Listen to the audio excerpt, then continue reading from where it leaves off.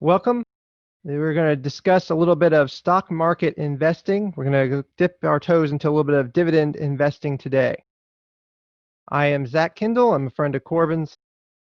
We're going to zoom in on investing. So what are we really doing here? We're talking about investing here. So with investing, you are your own boss and your money works for you, as opposed to you simply working for money. You're trying to put money towards your future so that it can grow and become more money in the future for you later. Now, the stock market is a public market of ownership instruments. It's accessible to the general public, not just the millionaires and billionaires, which are sometimes called accredited investors. If you have a bank account, it's fairly easy to get involved with the stock market. You can write your broker a check or whatever, and they can put that money into your account, and then you can start buying or selling stocks. But the stock market involves the ownership of businesses, not loans to businesses. So that's what we mean by ownership instruments. Now, another term for stocks is equities. So we're talking about certificates of business ownership. Stocks represent ownership in a business. There's different kinds of stocks that you can get. There's stocks in companies that are master limited partnerships. They have a special tax form, though, that you have to fill out if you invest in those, called a K-1. A lot of investors don't like that, but there are other options. Like you can invest in what's called a C Corp, which is a regular corporation. The next year, you'd get your dividend tax form to document all that. There are real estate investment trusts in which the dividend money that you would get is taxed like ordinary income, just as if you were working a regular job. And of course, another term that we need to go through and cover briefly is just what a stock portfolio is. A stock portfolio is a person's entire group of investments in the stock market. So you, if you're an investor, have a stock portfolio if you invest in stocks. So what do we mean when we say that the stock market is a market of stocks? What do we mean by market of stocks?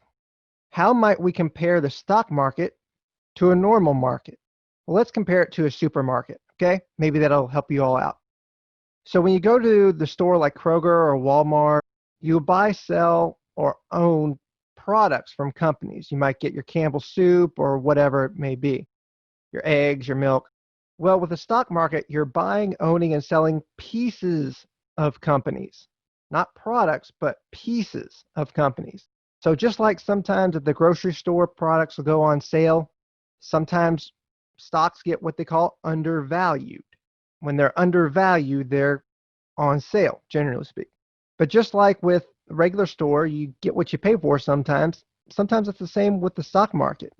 And sometimes a stock is cheap for a good reason. Like maybe they have some trouble with making ends meet as a business. Might be risky for bankruptcy. So just like with the regular store, we'd recommend that you buy the best or what you need, not everything that's on a shelf. It's the same kind of thing for the stock market. You want to try to buy the best stocks you can rather than the whole market.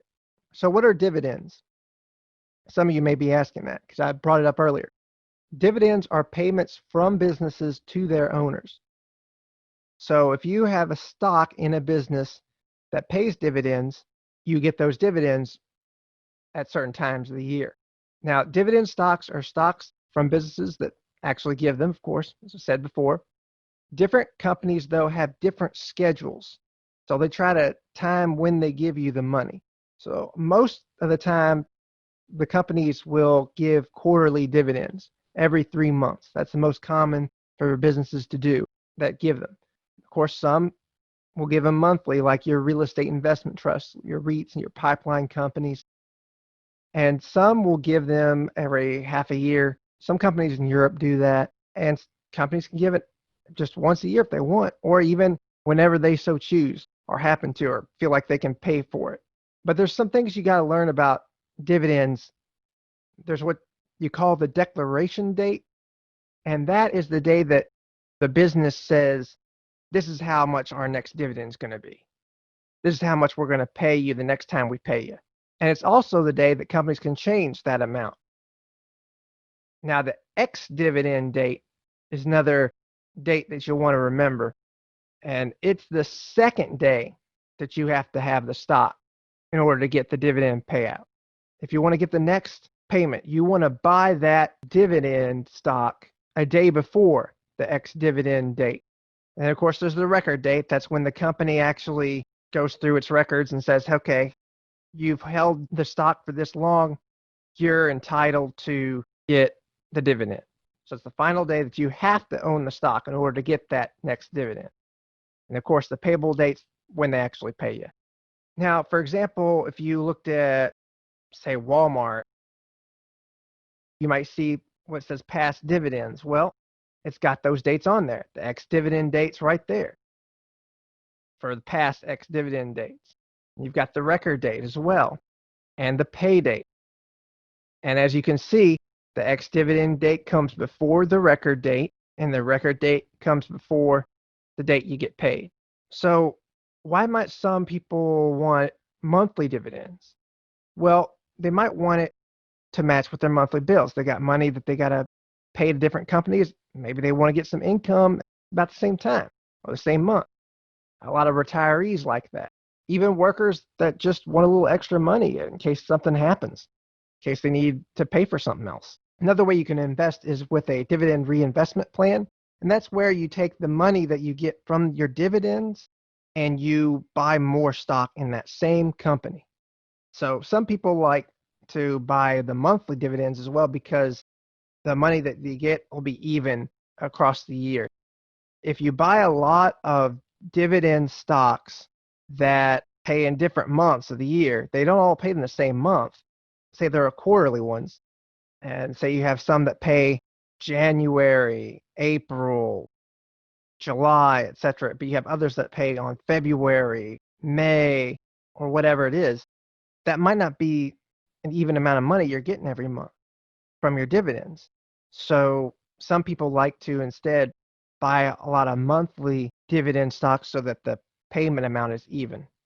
There's several different companies that pay monthly dividends, like Realty Income, which is a real estate investment trust. Equity real estate investment trusts, like Realty Income, are basically landlords that own a lot of places where people go or where people do business. Of course, there's SL Green Realty, which does things in New York. It's Gladstone Commercial, another REIT. There's Pembina Pipeline, which is a Canadian natural gas pipeline company. They help move natural gas to heat people's homes up in Canada. Shaw Communications, AGNC, which is actually a mortgage REIT. Mortgage REITs act more like banks, facilitate with mortgages and all that kind of stuff. They're a bit risky, in my opinion. LTC Properties, Main Street Capital. So there are a lot of monthly dividend paying companies.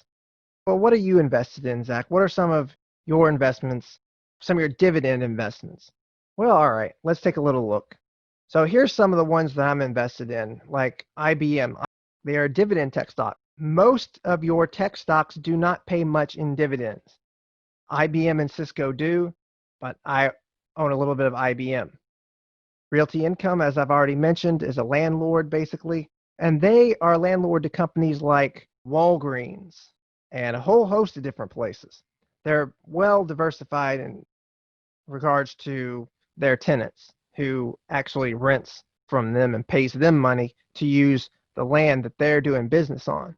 Iron Mountain is also a part of my portfolio, and what they do is they store things. So if companies need a lot of paper storage or even now digital storage, they will put some of that in with Iron Mountain, and Iron Mountain will charge them money and they will make money off of that. And even museums use Iron Mountain to store their artwork. They'll put their artwork in there as well. So they're what you might call a data real estate investment trust. I've got some money in One Oak. They are in Oklahoma, and they are a natural gas company mostly. Kinder Morgan's a similar company. They are based in Texas. They are a pipeline company for natural gas. Pennsylvania Power and Light is another one that I'm invested in. PPL for short, and they own LG&E. So here in Louisville, we have our utility company called LG&E, Louisville Gas and Electric. Your parents may be paying some money to them for your electricity, your heating, and Pennsylvania Power and Light owns LG&E.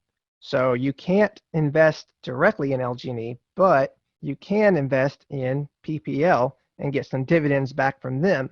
So it's kind of like you're paying LG&E a little bit and then you're getting a little bit back. So it's kind of like a cash back deal when you buy stock in the company that owns the company that you're paying your utility bill to.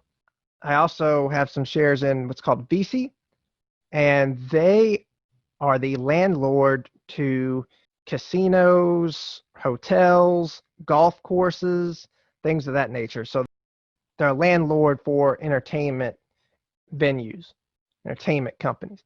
And of course, I own some stock in AT&T. They're known for a lot of things right now. They're known for cell phone service, their bundled packages. They've even gotten into becoming one of the major media companies in the country. They're a very common household name. So I also have some stock in Franklin Resources, also known as Franklin Templeton, and they're a financial company. They help do investments. And then I also have a little bit in Shell, which you've probably noticed a few of their gas stations around town. Now, why might I own a company like, say, AT&T? Well, AT&T, if you see on the pie chart on the right side, you see AT&T's got a lot of portion of that wireless cell phone market. They're competing with Verizon and T-Mobile basically in this country. And by me having an investment in AT&T, I've got an investment in a kind of business that has what they call a high moat or a high barrier to entry. There's not a whole lot of likelihood that other companies are really going to get in and ruin AT&T or ruin Verizon or ruin T-Mobile as far as cell phone use is concerned. So that's one reason why you might want to invest in certain dividend stocks. They don't have a lot of competitors. Now, there's a whole bunch of different sectors of stocks, and one of the reasons why I have so many different stocks in so many different sectors is for what they call diversification. I'm not putting my eggs in one basket at all. I am trying to make sure that, hey, if one company doesn't do so well, I've got other companies that still be paying me some dividends, still be giving me some money back. But here are some of the different sectors of stocks. There's, of course, the financial ones like Franklin that I'm invested in. There's construction, waste management. Waste management itself has a stock that you can buy as well. There's, of course, the automobile stocks. There's, of course, the aerospace and defense stocks like General Dynamics, semiconductor stocks like NVIDIA, and some of the other ones. Of course, you've got your staples. You've got your Kroger stocks, your Coca-Cola that you can invest in as well if you want. A whole lot of different things. Now, there's also a group that a lot of people will talk about called the Dividend Aristocrats, and they're some of the biggest companies in the stock market, but they have consistently been increasing their dividends for the last 25 years or more. Companies can keep the dividends the same, they can decrease them, or they can increase them. And a lot of people really like it when companies increase the dividend because they're getting even more for the money that they originally put in to buy the stock. But the Dividend Aristocrats are considered to be high quality companies. And so they tend to be popular, so it's hard to get them at a good deal. It's hard to buy them at a good deal, but if you can find them at a good deal, you should probably buy some of them. In 2019, there were over 60 Dividend Aristocrats, over 60 companies that have increased their dividends for at least 25 years and are some of the largest companies. I'll give you some examples. AbbVie, what they call a biotech healthcare company, they help make some new drugs for people to buy. A company called Leggett and Platt, and they make some furniture related stuff. You wouldn't probably buy a whole lot from them directly, but the people that you buy stuff from will probably buy stuff from them. So your furniture companies might buy stuff from them. Your automakers might buy the seat of their cars from them or something like that. Ross stores. Have you ever been to Ross? They're a clothing store. There's one nearby where I live. They're a Dividend Aristocrat. General Dynamics, like I already mentioned, they're a military manufacturer. They're one of them. Walgreens, we mentioned that already. Your pharmacy corner store, Walgreens, they're a Dividend Aristocrat. Walmart, a lot of y'all might have been to Walmart. They are as well. 3M, an industrial tech company and manufacturer. A lot of 3M's products you might recognize. They make some of the sponges. They make the furnace filters if you have a furnace in your home for heating. They make a whole lot of different things. And then, of course, you have companies like Sherwin-Williams, which is actually a paint store. So, yeah, even a paint store is a Dividend Aristocrat. So I just wanted to add some places that you can go for more information. In the general sense, to get some more education, you can go to places like Investopedia online and Sure Dividend, and they can help you out a little bit.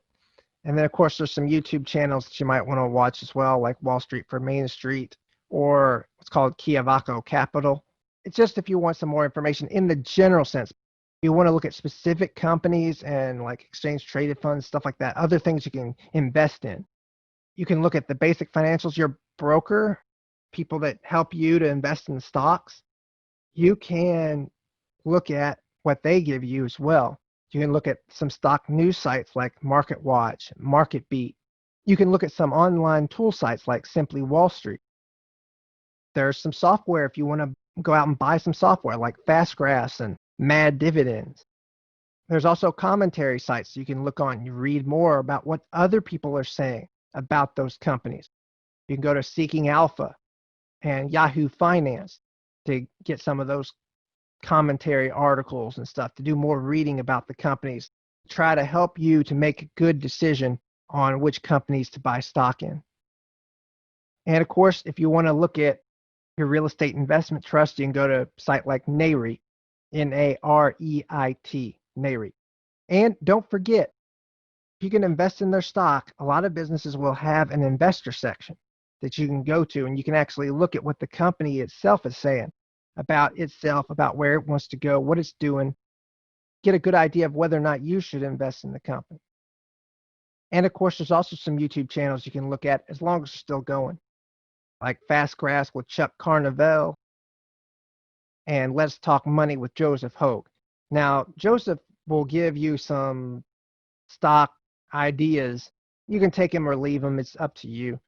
Remember, you are in control with investing, and I wish you the best. This is Zach with Dividend Stock Market Investing.